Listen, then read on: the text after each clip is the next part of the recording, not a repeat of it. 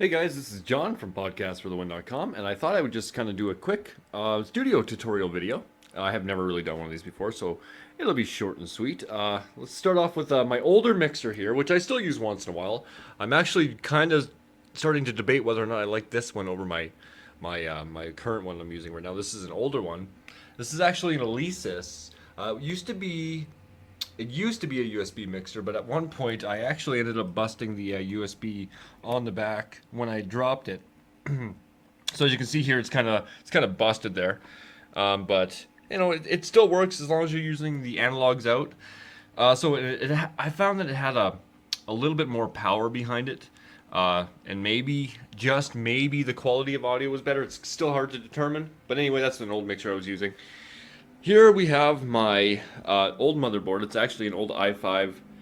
I can't remember exactly which model it is, but it's an older system, as you can see here. I don't even know if it has USB 3 on it, but it does use DDR3 memory, so it's not that old, but it's definitely one of the first generation Core i5 processors. And there's my Beaver, just a change jar.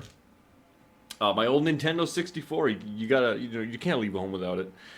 It's one of the best things in ever created, in my opinion.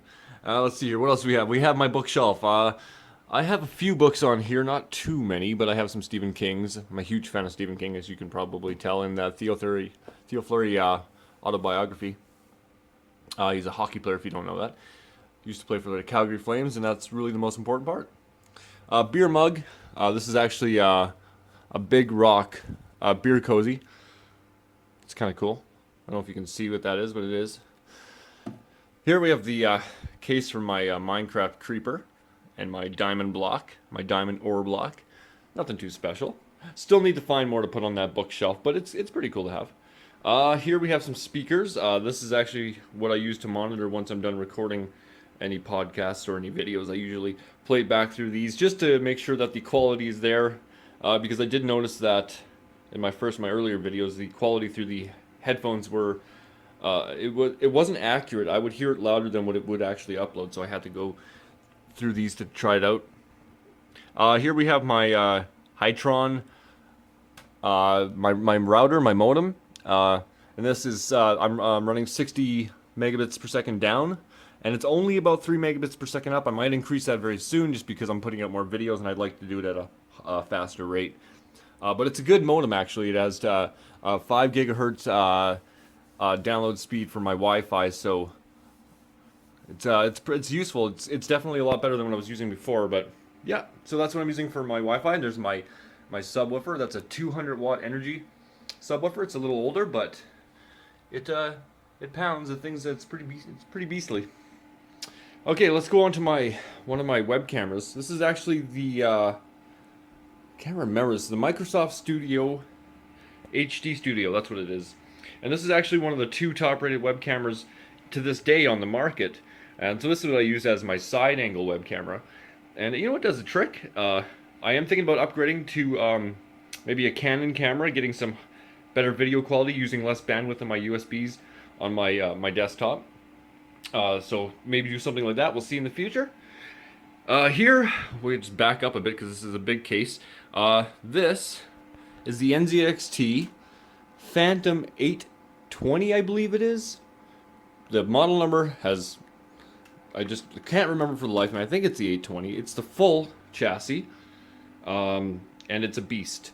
So what I'll do here is I'll just pause the video, and then I'll come back and I'll take off the side panel and I'll tell you a little bit more about it. Okay, now that I've got the casing off here, the side panel. So what we have here is the interior of the case. No, I love computers.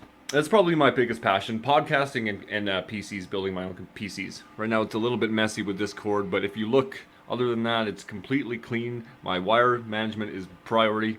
As you can see here, I have the Corsair H100i liquid cooling solution. It's a closed loop. 16 gigs of Corsair Dominator Platinum RAM. This is only the 1600 megahertz, but it is perfect for like when you're doing video editing. Everything is so much faster, smoother. It's great. I love it. I actually recently just took a few fans out of the case because I found doing the podcasting with the microphone, it picks up a lot of background noises. I don't currently have a noise gate, and I'm definitely looking into getting one soon. So I took out 2 fans I had down here. I had 2 blue LED fans, and I left the cage fan here to help cool down my hard drives. As you can see, this is just another blue LED. The 2 fans running in the rad here are standard stock Corsair fans, as you can see. Beautiful fans. This is a great cooling system and has saved me a lot of hassle. My old CPU before I got this cooling solution sounded like a jet turbine every time I would turn it on. So this has definitely helped a lot. Just trying to focus for you guys. So the rear exhaust fan I'm using right now is just a 3-way switch, and right now it's on low, so I just turned it up to high. But we'll just turn that back down to low. There's my video card. I'm still running a GTX 690. This is obviously a dual GPU card, really fast. I won't need to upgrade for a little while, but when I do, I know that'll be it'll be ready for like DirectX 12, so I know that this is even future-proofed, so I'm not really too concerned about that.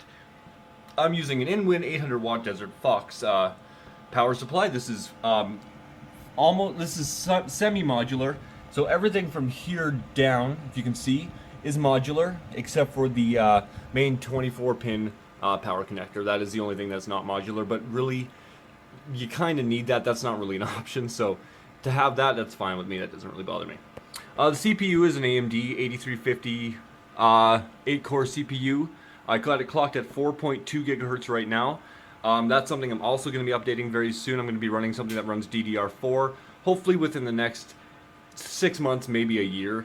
But right now, this is doing okay. It does need to be upgraded. I just noticed that I have to agree with a lot of Intel fans that the AMD systems are starting to kind of taper off, and they're not really keeping up to date with what Intel's doing and speed-wise and everything like that. But it has done me well for the last 2 years here. Nothing really else to tell you about. I think I have about 5 hard drives, and my main operating system, Windows 10, is running off of a solid state drive. It's 120 gig. Basically using it for nothing but the operating system. All my apps, movies, music, photos are all on secondary hard drives. And of course, they're on the cloud storage as well. I'm using OneDrive for that. There's not really a whole lot else to tell you about the interior of the PC. There are a couple of cool things. It's kind of light in the room right now, but this case is actually kind of neat. You can actually change the color. It's an RGB lit case, so you can change the color in any way you want. It does the exterior and it does the interior as well. So as you can see in the case, it changed color as well, and you can turn that on and off as well. So it's kind of neat. I'll show you the front here just so you can see. And yeah, a standard DVD writer as well, which you don't really need anymore. I don't recommend purchasing one unless you do need to install an operating system that is not currently on a USB flash. So that's that. Okay, so back here I actually did a video on these stands, these boom arm stands. This is the Heil T or 2T, and the microphone attached to this is the CAD GXL 2400. This is my first ever condenser microphone, and I have to say, I even though I don't use it, I can't not have it set up. It's a beautiful mic. It sounds amazing. I'd probably go back to it if I was using a noise gate every once in a while, but I'd stick to my regular mic from here on out. Okay, let's just back up a little bit here. Okay, so I'm sorry about the light reflecting from the window. Here we have my monitors. On the left and right is the BenQ 144 Hz 1080p monitors, 27-inch screen.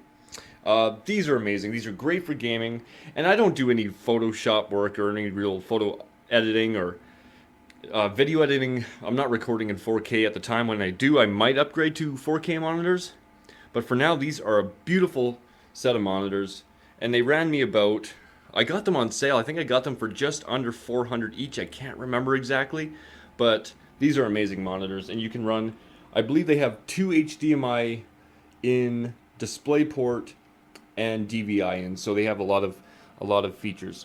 Okay, so here is the side, and you can control everything with that. Here, let me just log in and turn on the screens here. There we go. Okay, so you can actually, as you can see here, I'm switching with the button. You can change your input settings just by using the scroll wheel, as you can see here. So that's kind of cool. You can change your inputs and how you want the screen to how to look if you want it to be in game mode, movie mode, all the usual settings, but it's kind of neat. Okay, here we have my my baby. This is my microphone. I'm using the Rode PL2, I believe it's called. I'm probably forgetting the exact model number again, but my boom arm, and of course the Heil PR40 microphone. And this is a beautiful sounding microphone. I actually one day want to do a review on it. This is a dynamic style microphone, so it actually does not use phantom power. It's a directional microphone, so you actually speak in the end and not into the sides, although it has that grilling on the sides like you would think, but it displays very promptly, if you can see. Let me see if I can zoom in a little bit here. It says speak into the top. Derp. So if you don't know that, you just look at the label. And there's my mic flag.